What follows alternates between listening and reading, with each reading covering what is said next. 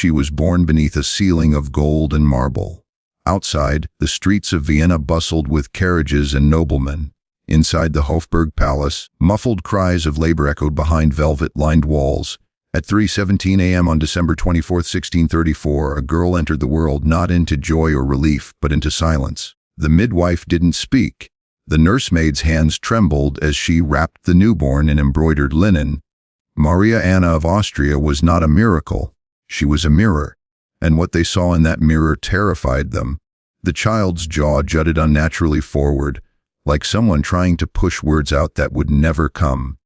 Her tiny hands trembled, fingers bent at odd angles. Her back was slightly arched already, as if she were bowing to a curse she had not yet heard. The physicians didn't speak of deformity. They whispered of God's mystery. But everyone in the palace knew exactly what they were looking at. This wasn't the first time the Habsburg curse had shown its teeth. It was just the first time it was undeniable from birth. Maria Anna never learned how to run. Her legs could hold her, but only briefly, and never in a straight line. While other noble children played in the sun-drenched courtyards, she moved through corridors like a ghost, clutching walls, inhaling dust, listening to laughter that never included her name. At 7, she asked her tutor, "Why do I look like my grandfather's painting?" The tutor, an old man with wary eyes and too many secrets, didn't answer right away. Instead, he looked at the family portrait lining the study wall, the sharp chins, the sloping foreheads, the dull, resigned eyes of monarchs who ruled empires but couldn't escape their blood. "Because," he finally said, "you are a princess." But Maria Anna knew that wasn't an answer. It was an excuse. By 12, she had become the most studied child in Europe. Doctors arrived from Spain, France, Naples. They didn't speak to her. They measured, prodded, sketched. Her jaw was charted, her breath counted, her spine bent and recorded like the architecture of a failing building. In her private journal, which she hid behind the folds of her mattress, she wrote, "I am not a girl. I am a proof." She hated the word pure. The priests used it like a blessing. "Your blood is pure, child," they would say, dabbing holy water on her forehead. But in the whispers of the midwives and chambermaids, that word became something else. Poison. At 14, she met her first suitor. He was her cousin. Of course, he brought a falcon to impress her. She watched the bird spiral into the sky, free, savage, majestic. Then it returned to his gloved hand with a leather strap around its leg. "How do you teach it to come back?" she asked. The boy smiled. "You feed it only from your hand, and you never let it know the world is bigger." She didn't say anything. But later that night, she tore out the falcon sketch in her notebook and burned it. She refused the marriage. Officially, the reason was unsuitable temperament. But unofficially, everyone knew. The boy had seen her, really seen her, and flinched. Even among cousins, Maria Anna was too broken to be bred. The years that followed blurred together like candle wax on silk. Vienna changed, plagues came, ministers died, treaties were signed. But inside her curtain room, Maria remained a still point. Her world became books. Descartes, Seneca, Theresa of Avila. Her body failed her, but her mind, oh, how it soared. She began writing letters to other noblewomen in secret, using a pseudonym, a lady-in-waiting. In one letter, she wrote, "They think me cursed, but perhaps I am the future warning the past." At 29, Maria Anna collapsed during Mass. The physician said, "An imbalance of humors." But her handmaid wrote the truth in a hidden letter to her sister. She couldn't breathe. Her lips turned blue. She looked at me and said, "I don't want to be remembered like this," and then she fainted. She recovered, but only barely. Her seizures became more frequent, her bones fragile. She stopped writing, stopped reading, stopped speaking. The last thing she ever wrote, 3 months before her death, was a single line, scribbled at the margin of a bookie. "Perhaps the tree that does not branch does not grow. It strangles." Maria Anna of Austria died on Christmas Day, 1663. Her body was buried with royal honors, her name etched into marble. But there was no mourning parade, no candlelight vigil, just a quiet funeral and a relieved silence. No one ever spoke of her again. But in Hofburg Palace, in the gallery where the family portraits hang, her image remains. The girl with the distant eyes, the jaw that would not fit, and the spine bent not just by bone, but by centuries of choices she never made. If you stare long enough, she seems to be looking back. They called her mad. Even now, 500 years later, her name is stamped into history like a diagnosis: Joanna the Mad, Joanna la Loca. But madness is a lazy word, too small for the truth of what she lived. She was not born broken. She was born royal. Valladolid, Spain, 1479. She came into the world as firelight flickered against Moorish tiles and Latin prayers echoed from palace chapels. The third child of Queen Isabella I of Castile and King Ferdinand Tully of Aragon, Joanna was not expected to rule. She was a daughter, a backup, an alliance in waiting. And so, her childhood was not burdened by politics, but filled with language, logic, and music. By the time she was 10, she could debate philosophy in Latin and write verse in Castilian, Portuguese, and French. Her tutors called her the flame with a crown. But in royal courts, brilliance is not a gift, it's a liability. Her mother saw it early. Joanna asked too many questions, and worse, she felt too deeply. At 16, Joanna was told she was to be married. No proposal, no questions, just a letter sealed with wax and fate. Her groom was Philip the Handsome, Archduke of Burgundy and son of the Holy Roman Emperor. A Habsburg, like all the others, a man whose bloodline had already twisted itself into knots, but whose jawline had not yet betrayed it. They told her he was powerful, wealthy, handsome. They did not tell her he was cold. Flanders, 1496. The wedding was a spectacle. Trumpets, crimson silk, hundreds of candles lit in cathedrals where no one prayed. Joanna arrived in the Low Countries with hope in her chest and frost in her breath. Philip met her on horseback. His armor gleamed like a promise. He dismounted, walked to her, and kissed her on the lips before she could say a word. For a brief, terrible moment, Joanna believed that meant he loved her. At first, there was heat, the kind of passion that bends rules and warps expectations. Courtiers whispered about their knights, how Joanna would claw at his robes, how Philip couldn't keep his hands from her waist. But lust is not love, and Philip's affections faded like wine at dawn. He disappeared into games, councils, and, most often, other women's beds. Blonde chambermaids, Flemish widows, nobles with painted smiles and no names. Joanna begged him, fought him, screamed, and that's when the stories of madness began. The madness narrative: a wife who weeps is grieving, a wife who yells is hysterical, a wife who follows her husband down castle halls, demanding the name of his lover, is not well. Philip began spreading the rumor himself, whispered it into goblets at court dinners. She is unstable, not fit to be queen. He wrote letters to his father warning of melancholia, and worse, to her mother, Queen Isabella, suggesting confinement for her safety.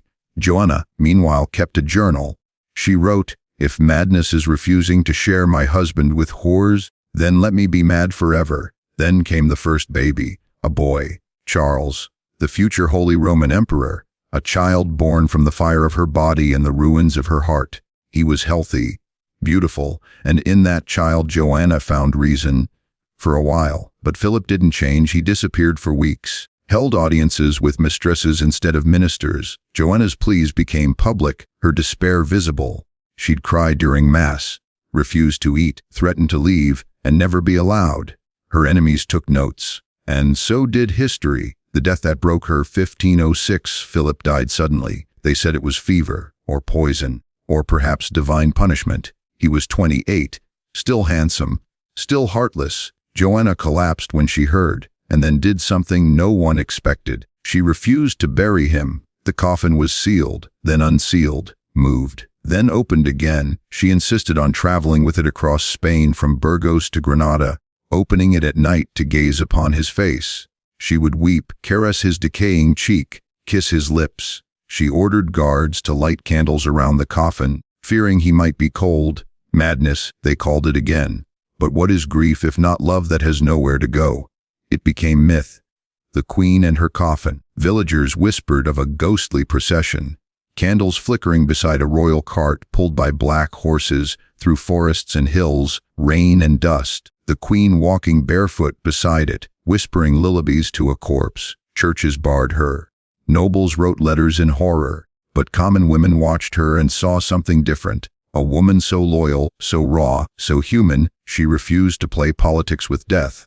Her father, Ferdinand, acted swiftly. He declared her incompetent, ordered her confined at the convent of Santa Clara in Tordesillas. There, she would remain for 46 years, longer than most marriages, longer than some kingdoms. The prison cloaked in prayer 1509-1555, they called it a convent, but it was a cell, a stone room with iron locks, no mirrors, no tapestries, a crucifix nailed above the bed as if it could trap her in place.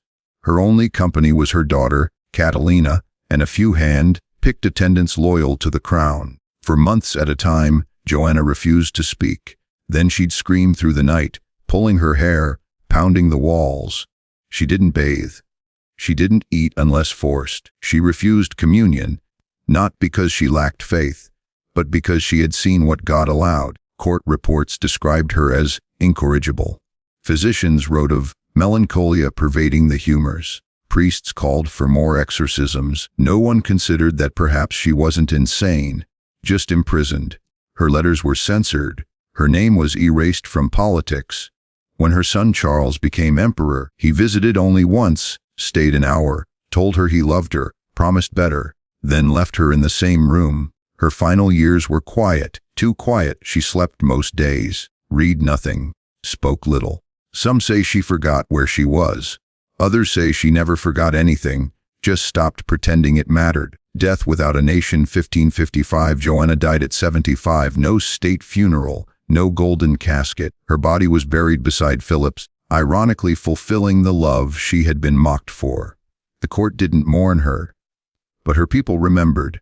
In hidden shrines and whispered prayers, women spoke her name not as La Loca, but as La Leal, the loyal one. Because Joanna wasn't mad, she was devout in a world of politics, passionate in a world of puppets. A woman who felt deeply in a world that punished feeling.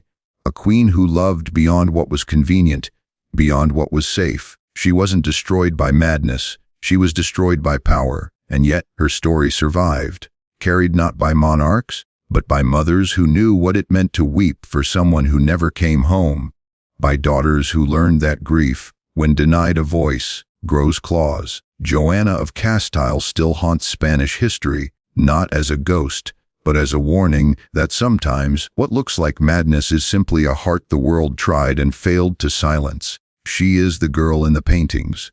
You've seen her, even if you don't remember her name.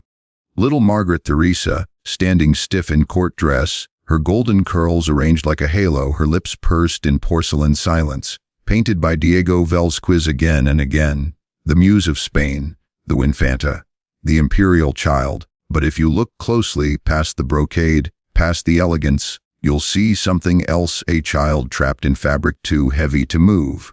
Eyes too still for a girl that young, a body already carrying the genetic ghosts of a cursed dynasty. Her portrait was a masterpiece. Her life was a tragedy.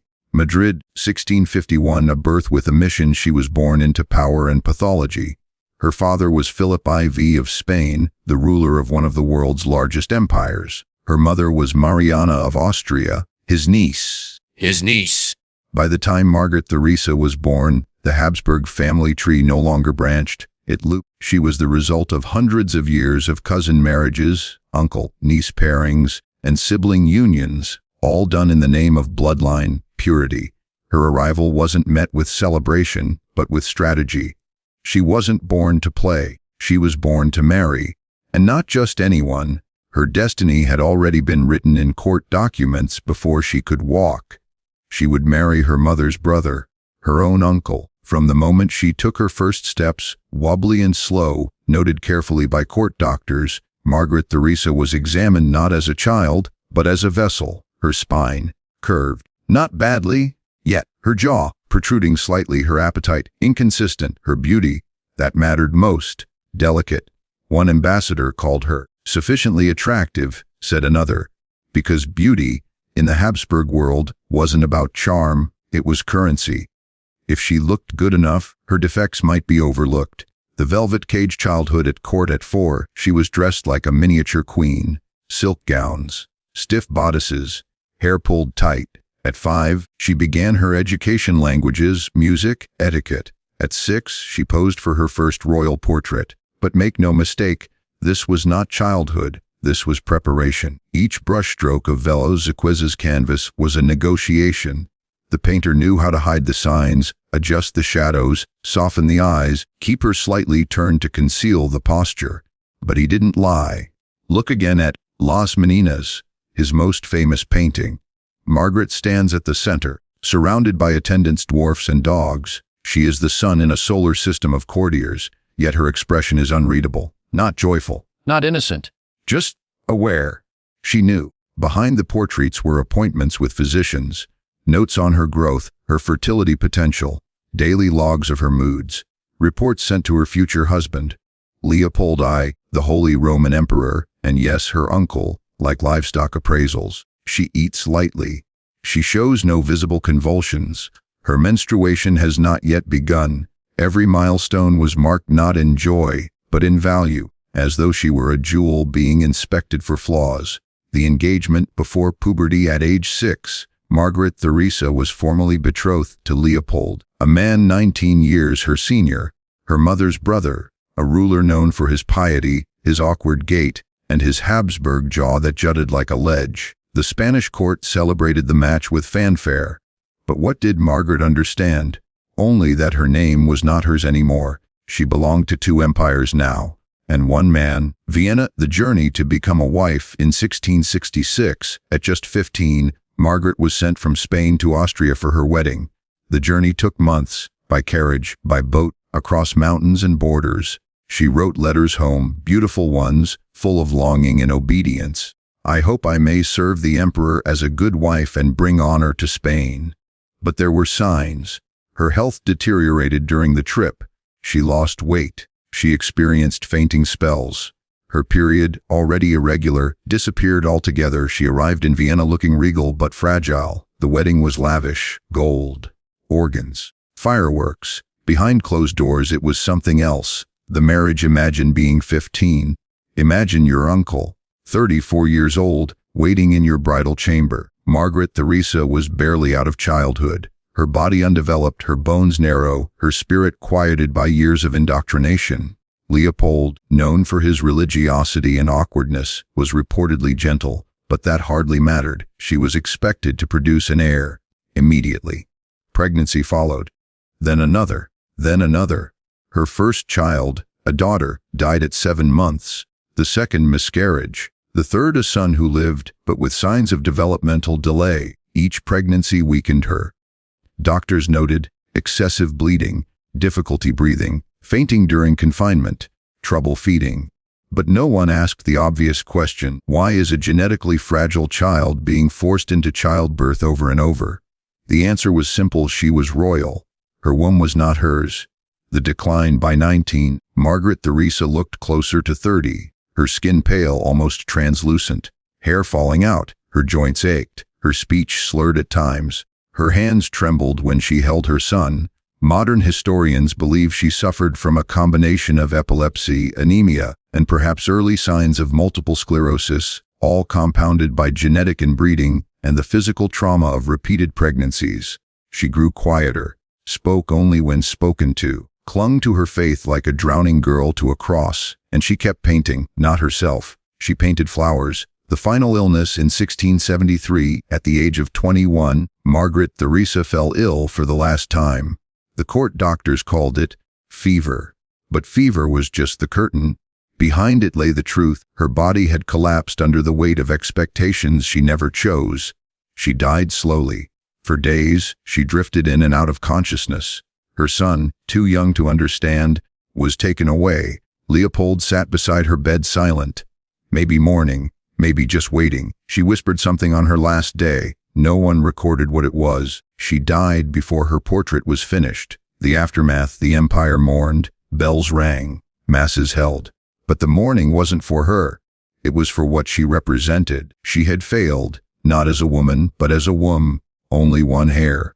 A sickly one. No more daughters to trade for power. Her death marked more than an ending. It marked a realization. The Habsburg line was dying, and no portrait could hide that anymore. Margaret Theresa's legacy is not her beauty. It is the aching silence of a child trained to smile on command, to carry centuries of genetic ambition on shoulders too narrow to bear it.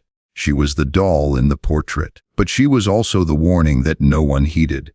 Paris welcomed her like a miracle.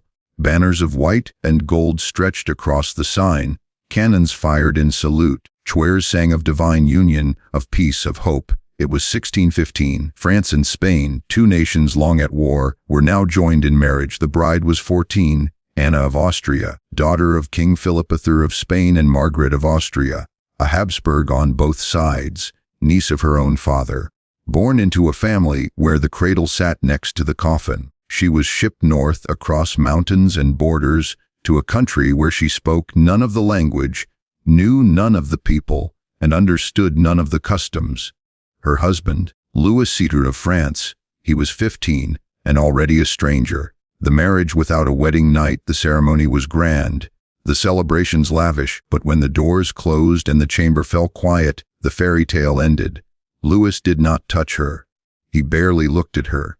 Years later, historians would speculate, was he asexual, gay, deeply depressed? Whatever the cause, he treated Anna less like a wife and more like a court duty. Awkward, distant, cold, he would not dine with her. He did not sleep in the same room. And so the rumors began to fester. The clock of expectations, time, in royal courts is not measured in days or seasons. It is measured in children, and Anna had none. For years, she bled every month and wept. Her chambermaids recorded each failed cycle like bad omens. Doctors were called, not for Louis, but for her. They poked blood, purged, forced tonics down her throat, examined her with iron instruments and colder fingers. They said her womb was cold, her humors imbalanced, her feminine nature flawed. They didn't consider that the flaw lay in the bloodline itself, that Anna of Austria had inherited centuries of inbreeding, an invisible sickness running through her like a curse whispered in her cradle. The public blame. She tried to smile. She played the queen, walked the corridors of Versailles in jewels that weighed more than her spirit, knelt during mass, greeted ambassadors with perfect etiquette, but in the salons behind fans and lace veils the whispers grew sharper.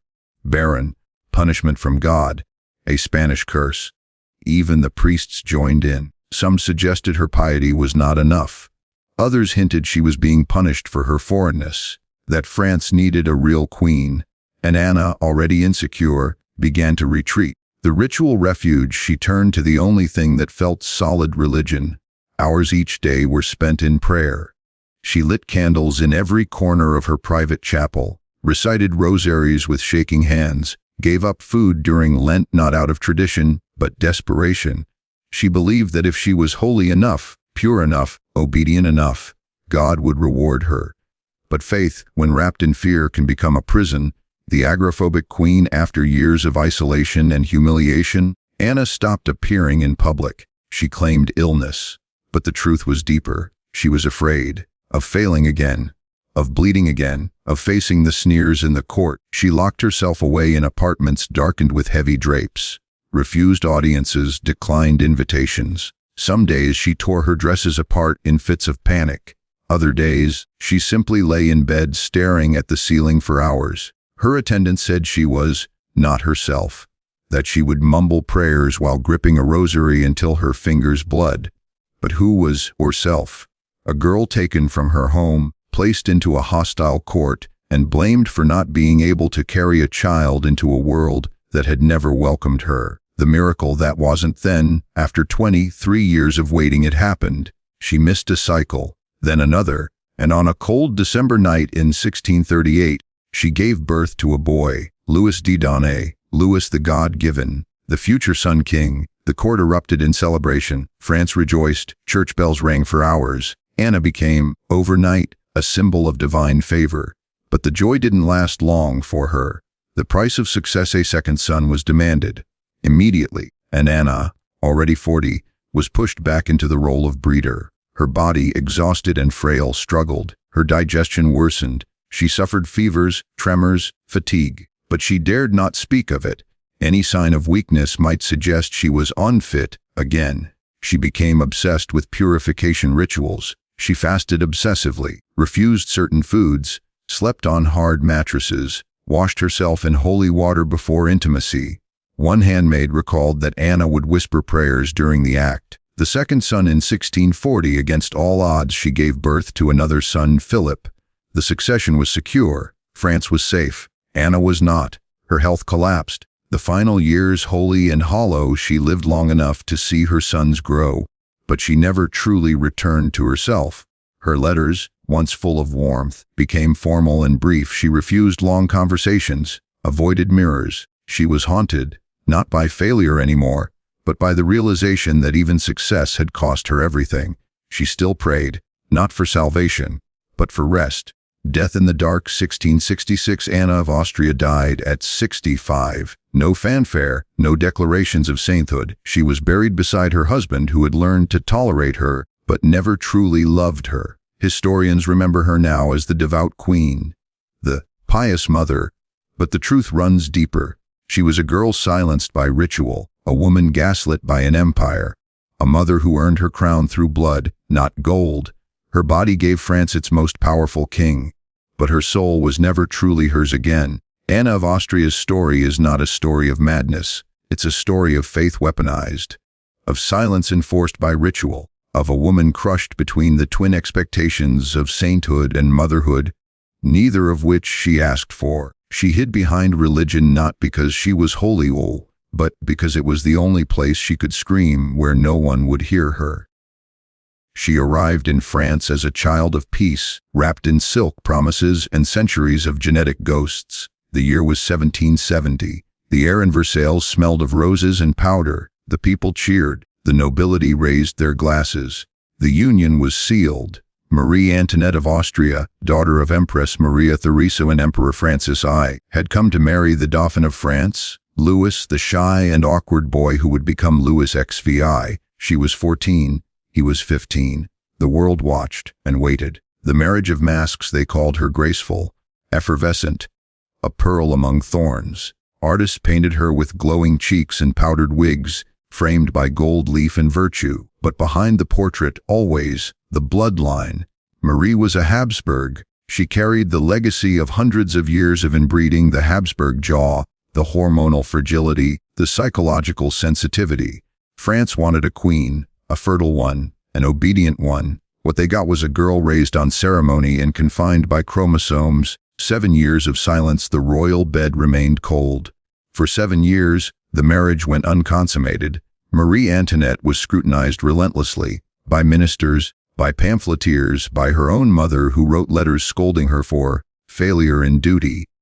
Doctors examined her body, whispered about her development, suggested irregular womb shape, or cold temperament. No one considered that both she and Louis were struggling with a legacy they didn't choose: emotional immaturity, hormonal instability, and social awkwardness. Hallmarks of Habsburg blood. The public turns. At first, France adored her. She danced, laughed, hosted concerts, brought fashion to the court like a whirlwind. But adoration turned to suspicion. She spent too much, laughed too loudly, didn't produce an heir. They called her Autrichian, the Austrian bitch, a foreigner, a parasite. She smiled harder, wore more diamonds, built a peasant village at Versailles to pretend she was normal. But you can't dress away the truth, and you can't hide a bloodline cursed for generations. The children and the coast. When Marie finally gave birth, first to Margaret Theresa, then to Louis Joseph, then to Louis Charles, the court briefly softened, but her pregnancies were brutal. Morning sickness that lasted months, fainting spells, severe anxiety attacks. Modern doctors believe she suffered from hormonal imbalances and reproductive complications common in inbred lines: estrogen volatility, uterine weakness, possibly PCOS. Her third child died in infancy. Her fourth would become the last Dauphin of France. And each loss carved her from the inside out. The revolution's flame. The people were starving. Bread prices soared. Taxes strangled the poor. The monarchy tightened its grip. And Marie, grieving, anxious, unstable, became the perfect villain. They said she said, "Let them eat cake."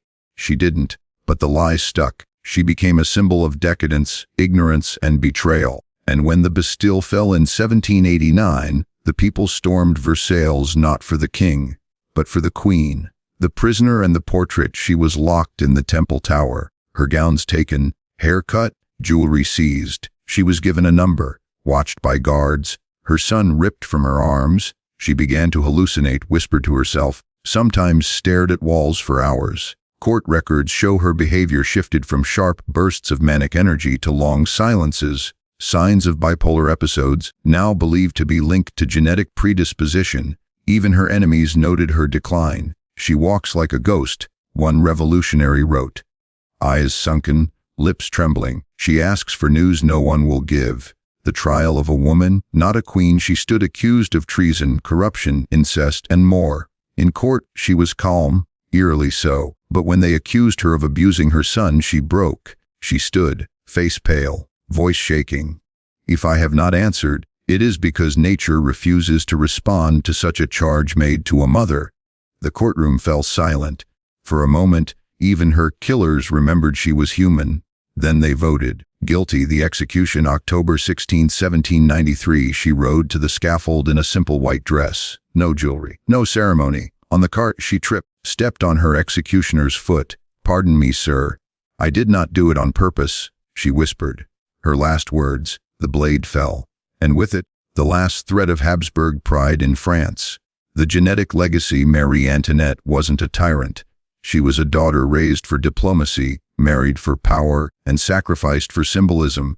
Her emotional instability, her reproductive struggles, her mental breakdowns, not moral failings, but genetic consequences. Centuries of cousin marriage had left the Habsburgs with brittle bodies, erratic minds, and fragile fertility.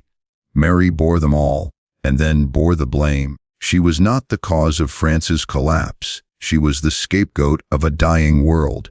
A girl who tried to perform joy while her body and country crumbled beneath her. A mother who lost everything. A queen who never ruled. Marie Antoinette's tragedy was not her decadence, it was her humanity, and how quickly the world forgot it. By the end of the 17th century, the royal nursery at the Alcazar of Madrid resembled less a cradle of empire, and more a ward of quiet sorrow. The girls who played beneath its frescoed ceilings were not ordinary princesses. They were Habsburgs, and their bodies told the story. The house that became a hospital. Each birth was a gamble. Each child a question. Would this one walk without a limp? Would she breathe freely? Would she speak before age 6? Most didn't. The palace physicians kept meticulous records, charts and journals that read like a eulogy stretched across generations. Spines that curved too soon, legs too short, eyes that wouldn't track, fingers that clenched when they should stretch. One by one the infantas were born, and one by one they bore the burden of centuries of inbreeding. Maria Margherita, the silent one, born in 1651. Maria Margherita was the daughter of Philip IV and Mariana of Austria, making her both daughter and niece in the same bloodline. She didn't cry much as a baby. At first, they called it serenity. Later, they realized it was something else. She was slow to crawl, couldn't speak clearly until age 7. Her hands flapped when excited. Her eyes wandered. Today we might recognize the signs: autism spectrum disorder, developmental delay, but in 17th century Spain, they called it spiritual weakness. They baptized her twice, prayed over her with relics, whispered that God might soften her heart. She was never allowed to travel, never engaged. Her portraits were rare and heavily stylized. She died in her teens, her body too weak to survive even mild illness. There was no state mourning, just silence. Maria Theresa, the choking princess. A few years later came Maria Theresa. Unlike her sister, she could speak, but barely. Her jaw was malformed, her tongue thick, her palate too narrow. Eating was dangerous. She choked often, could not chew, survived on broths and wine-soaked bread. She had falling sickness. The court doctors said, what we now know as epilepsy. Her seizures began at 5, grew worse as she aged. She fainted during Mass, lost control of her bladder, fell down staircases, and yet she was betrothed. Because even in suffering, her bloodline had value. Her womb had value. She was shipped to Naples for marriage negotiations. The marriage never happened. She died during a seizure at age 18, found face down on the floor of her room, a rosary clenched in her teeth. The letters of the living. What makes these stories most tragic are not just the symptoms, but the words the women left behind. In one preserved letter, a young infanta wrote, "I pray to God that if I have daughters, they are born of a new blood, not mine." Another wrote, "I am told I must smile at the ambassador tomorrow. My teeth hurt, my eyes twitch, my arms feel made of stone, but I will smile, because they say I am fortunate." They knew. They weren't stupid. They were sick, and still they were expected to perform. The Palace of Shadows. By the late 1600s, the Alcazar became a place where more physicians roamed than poets, more priests than tutors. Rooms that once held dances now echoed with coughing, moaning, whispered prayers. Each child was watched carefully, every misstep recorded, every defect debated behind tapestries. Ministers and ambassadors wrote to each other like livestock traders. The younger daughter has a severe curvature of the spine. However, her coloring is strong, and she seems obedient. This girl might marry into Austria. Her menses began, though irregularly. Her speech is odd, but perhaps this can be masked. It was eugenics before the word existed. The weight of knowing. Many of these infantas blamed themselves. They didn't know about genes, but they knew about shame. They were told God was punishing them, that their sorrows were signs of sin. Some believed their wombs were cursed because they weren't devout enough. Others blamed their mothers, too cold, too proud, too foreign. But the truth was darker, simpler, sadder. They were born into a family tree that had stopped branching, a vine that strangled itself. The legacy they couldn't escape, what modern geneticists now call inbreeding depression, had taken full hold of the Spanish Habsburgs. Each generation amplified the flaws of the last. Epilepsy, mandibular prognathism, the infamous jaw, immune deficiencies, infertility, autism spectrum traits, depression and anxiety, skeletal malformations, heart and lung failure in adolescence. They were born with centuries of ambition packed into their DNA, and that DNA was collapsing. The final bet. Charles Siquin in 1661, the last child of this doomed dynasty, was born. Charles Sue. He was the culmination. His parents were uncle and niece, his ancestors cousins to cousins for 16 generations. He was physically deformed, intellectually delayed, epileptic, infertile. He could not chew properly, could not speak clearly, could not rule effectively, but he was king. His sisters, the infantas before him, were dead or dying, their letters burned, their portraits repainted, their stories buried. He inherited not just a crown, but a death sentence. And when he died childless in 1700, so did the Spanish Habsburg line. The Spanish infantas did not build empires. They were born to maintain one. But instead, they revealed its failure, not through rebellion, but through the simple, devastating truth of biology. They were the last echoes of a system that refused to listen. The final proof that you cannot breed perfection from the same blood, and the haunting reminder that no throne is worth a child's suffering. They were once called cursed, touched by God, punished by sin. But what the priests whispered and the courtiers recorded in shame, modern science would one day name plainly inbreeding depression. It's not a moral judgment. It's not superstition. It's biology, brutal, indifferent, predictable. And the Habsburgs, especially the Spanish branch, became its most infamous case study. The genetic equation behind a crown. To understand the Habsburg tragedy, we must begin with the basics. Every human inherits 2 copies of each gene, one from each parent. Most harmful genetic mutations are recessive. That means if you only inherit 1 copy, you're usually fine. The healthy gene overrides the bad one. But when both parents are closely related, the odds of inheriting 2 copies of the same harmful mutation rise dramatically. The result? Genetic disorders, physical deformities, mental illnesses, infertility, early death. The Habsburg coefficient. Geneticists today use something called the inbreeding coefficient to measure how closely related a child's parents are. For example, a child of first cousins has a coefficient of 6.25, child of uncle-niece pairing 12.5%, a child of sibling pairing 25%. Charles Siquin of Spain, The last of the Habsburg kings had an inbreeding coefficient of 25.4%. Yes. Higher than the offspring of a brother and sister. That number doesn't come from rumor. It comes from analyzing 16 generations of Habsburg marriages, meticulously recorded by historians and later modeled by geneticists using modern algorithms. It was not just an accident. It was engineered. Symptoms in the bloodline as the family tree twisted inward, patterns emerged. Symptoms that appear across generations. Mandibular prognathism, the Habsburg jaw, a protruding lower jaw causing speech and chewing difficulties. Micrognathia, small, recessed chens. Maxillary deficiency, underdevelopment of the midface. Epilepsy, frequent in Charles Secu and earlier infantis. Hypogonadism, poor sexual development, low fertility. Depression and anxiety, often mislabeled as madness in women. Immune deficiencies, chronic illness. Early death. Infertility and high infant mortality. Almost every Habsburg queen lost multiple children. These weren't isolated events. They were biological consequences, not divine punishment, but predictable outcomes of a closed gene pool. The misunderstood curse. In the 1600s, no one knew about recessive alleles or DNA replication errors. So, they invented stories. The Habsburgs were said to be touched by God so pure that even their pain was holy. Others said they were cursed for arrogance, a divine punishment for vanity and incest. But what looked like divine wrath was just science in action. Every cousin marriage doubled down on dangerous mutations. Every generation rolled the dice and lost a little more. Case study: Charles Secu, genetic collapse personified. Born in 1661, Charles Secu was physically weak, couldn't sit upright until age 4. Speech delay, didn't speak until 8. Impotent, never fathered children despite 2 marriages.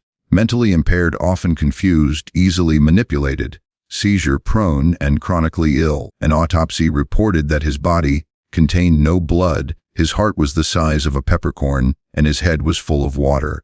It's poetic, yes, but also literal. Severe hydrocephalus, hypoplastic heart, and probable pituitary failure. He was not a king. He was the end result of a dynasty consuming itself. What the records revealed: Spanish and Austrian royal court records from the 16th and 17th centuries are a treasure trove of unintentional genetic data. Doctors, priests, and tutors documented age of first menstruation, behavioral abnormalities, reproductive attempts and failures, descriptions of fainting, shaking, silence, hallucination. These weren't just palace gossip. They were longitudinal health records. And when geneticists in the 20th century began analyzing them, they found stunning consistency. It wasn't random. It was inherited. The women were the warning in every generation. The warning signs came first from the women. Because while kings could hide their defects behind thrones, armor, and ministers, the women had only one job: to reproduce. And when their bodies failed, when they bled too long or not at all, or gave birth to lifeless hairs, people noticed. But no one asked why. Instead, they blamed them for being cursed, for being foreign, for being mad. It took 300 years and a revolution in genetics for the world to admit they were right to be afraid, not of God, but of biology. A scientific turning point in the 20th century. As genetics matured as a science, the Habsburgs became the most cited royal family in heredity studies. Their portraits showed visible phenotypes. Their records documented recessive disorders. Their lineage was unbroken and fully traceable. In short, they were the perfect case study. Some key outcomes: inbreeding depression became a defined term. Pedigree collapse was observed and modeled using Habsburg charts. Genetic counseling began warning against cousin marriage using Habsburg examples. Medical textbooks used Habsburg jaw as a visual signpost of inherited traits. Their tragedy became medicine's foundation. Their suffering saved lives. Beyond royalty, the global relevance: while royal inbreeding is largely gone, cousin marriage still occurs in various communities around the world, often out of tradition, isolation, or social constraint. And similar patterns emerge: higher rates of genetic disorders, increased infant mortality, compromised immune systems, higher prevalence of mental health issues. The lesson of the Habsburgs is not just for monarchies. It's for humanity. Genes don't care about borders, crowns, or divine right. They only follow the math. the moral hidden in the molecules in trying to preserve power. The Habsburgs forgot the cost of closing the gene pool. They pursued purity over diversity, tradition over health, and their children paid the price. Again and again, until there were no children left to pay it. Their bones now rest in royal crypts, their portraits hang in gilded museums, but their DNA whispers a truth we cannot ignore, that no crown is worth the cost of inherited suffering, that biology always has the final word, and that every family tree needs branches, or it becomes a noose. History remembers kings, their wars, their laws, their statues, but the truth, the bloody, broken truth, was carried in silence by the women, the wives, the daughters, the girls in lace who smiled through pain, who bled in private, who died without names on coins or monuments. They weren't warriors, but they were sacrificed all the same, not on battlefields, in bedrooms, and in the name of a bloodline. The inheritance no one wanted. Maria Anna of Austria, hunched and breathless, curled beside books no one let her publish. Joanna of Castile, wandering through grief with a coffin for a companion. Margaret Theresa, 15 and married to her uncle, her voice never raised in protest. Anna of Austria, praying for forgiveness she didn't owe. Marie Antoinette, dying for a system already dead. The Spanish infantas, bodies failing before they could form words. Each of them was a mirror, and they were told to smile into it, because that's what queens do. But centuries later, science held up a mirror of its own, and in it the world saw not madness, not curses, not weakness, but warning signs. The Habsburg dynasty didn't fall because of war or rebellion. It fell because its genes could no longer bear the weight of its ambitions, and that truth, once buried under gold and incense, has now become one of biology's greatest case studies. How pain became data. Every miscarriage, every seizure, every deformed jaw and stillborn hair became a piece of a puzzle. Modern geneticists used palace records, autopsies, portraits, and correspondence to chart hereditary decline. Their work gave rise to medical genetics, recessive gene theory, risk modeling in consanguineous marriages, understanding of heritable mental illness. In short, the women who were once silenced became foundational voices in a field that saves lives today. They were data points, but they were also warnings. The ethical reckoning, but this isn't just science, it's also ethics. Because behind every graph, every study, every historical footnote, was a girl, with hands too small for royal rings, with dreams that didn't include diplomatic weddings or midwives whispering prayers in the dark. They were used, reused, repackaged, not as humans, but as vessels. And no matter how much knowledge we glean from their suffering, we must never forget they deserved better. What we owe them more than citations in genetics journals, more than museum placards and Netflix docudramas. We owe them recognition that their pain had value not because it taught us, but because they were people. Compassion for women today still used for lineage, for legacy, for tradition. Action to challenge the systems that reduce any human being to function over feeling. Remembrance, not for their titles, but for their truth. Echoes in the present. Royal inbreeding is gone, but its shadows linger. In some cultures, cousin marriage is still celebrated without understanding the risk. In some systems, women are still defined by their fertility, their obedience, their silence. And in too many places, genetics is still treated as destiny, rather than a map we can choose to read with caution and care. The stories of the Habsburg women remind us what happens when we confuse purity with value, when we sacrifice individuals for ideology, when we forget that diversity is survival. Their real legacy, it's easy to reduce them to the inbred royals. But that's not who they were.